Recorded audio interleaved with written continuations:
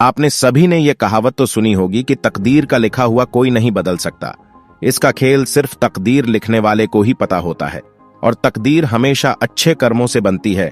तो आइए हम एक कहानी से समझते हैं। बात बहुत पुरानी है। एक शहर में मनसुखलाल नाम के एक व्यापारी थे जिनका कीमती रत्न का कारोबार था।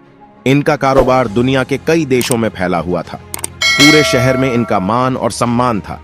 मनसुखलाल के दो बेटे थे जिनका नाम रामलाल और श्यामलाल था। रामलाल को दौलत और रुतबे का बहुत ही घमंड था, जबकि श्यामलाल एक शरीफ और सुलझा हुआ इंसान था। घमंड के साथ साथ रामलाल में ईर्ष्या और बेईमानी जैसे अवगुण भी थे। समय के साथ साथ मनसुखलाल की उम्र बढ़ती जा रही थी। ऐसे में उनके दोनों बेटों ने कारोबार में पिता का अधिक से अधिक हाथ बटाना शुरू कर दिया था। कुछ समय के पश्चात मनसुखलाल की मृत्यु हो गई और कारोबार का पूरा भार रामलाल और श्यामलाल के कंधों पर आ गया।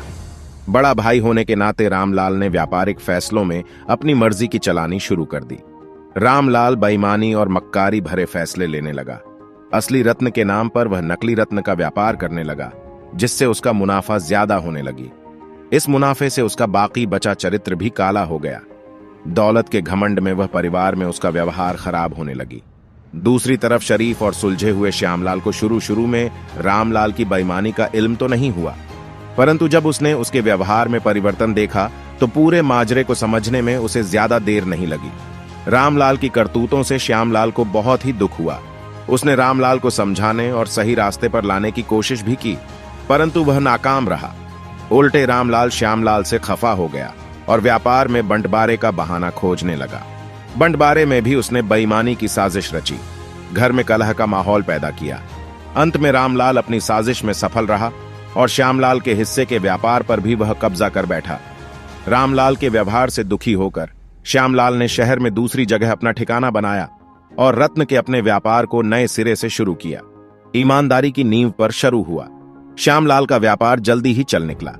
एक तरफ जहां श्यामलाल की ख्याति देश और विदेश में बढ़ने लगी, वहीं दूसरी तरफ रामलाल की करतूतों की पोल खुलने लगी थी। नकली रत्न के व्यापार के कारण रत्न बाजार में रामलाल की विश्वास जोरदार धक्का लगा और उसके व्यापार का दायरा सिमटने लगा। अंत नौबत यहां तक आ गई कि बाहर क्या अपने शहर का भी कोई व्यापारी रामलाल का नाम लेने से भी तौबा करने लगा। अब तो नौबत यहां तक आ गई कि रामलाल को धन के अभाव में अपना घर, दुकान का सामान तक बेचना पड़ा रहा था। जल्दी ही रामलाल के हाथ से सब कुछ निकल गया और वह परिवार सहित सड़क पर आ गया। अब रामलाल को अपने किए पर पछतावा हो रहा था, परंतु उसकी तकदीर ने जो खेल खेल दिया था, उससे आसानी से पीछे आना उसके लिए संभव नहीं था। दूसरी तरफ श्यामलाल की तकदीर का खेल था, जिसकी बदौलत वह रंग से राजा बन गया था। जब रामलाल की बदहाली की खबर श्यामलाल को लगी तो उसे बहुत ही दुख हुआ। पुरानी बातों को भूलकर वह भागा अपने ज्येष्ठ भाई रामलाल के पास पहुंचा और रामलाल के लाख मना करने के बाद भी उसे परिवार सहित अपने पास ले आया। यह भी तकदीर का ही खेल था कि जिस भाई के साथ रामलाल ने बदसलूकी कर उसे सडेडक पर पहुंचा दिया था, वही भाई आज उसे सडेडक से उठाकर अपने घर में ले आया था। इस कहानी से यह शिक्षा मिलती है कि तकदीर कब किसके साथ क्या खेल खेल दे, इसका अंदाजा कोई नहीं लगा सकता। हाँ, इतना जरूर है कि आपके कर्म ही आपकी तकदीर लिखते हैं।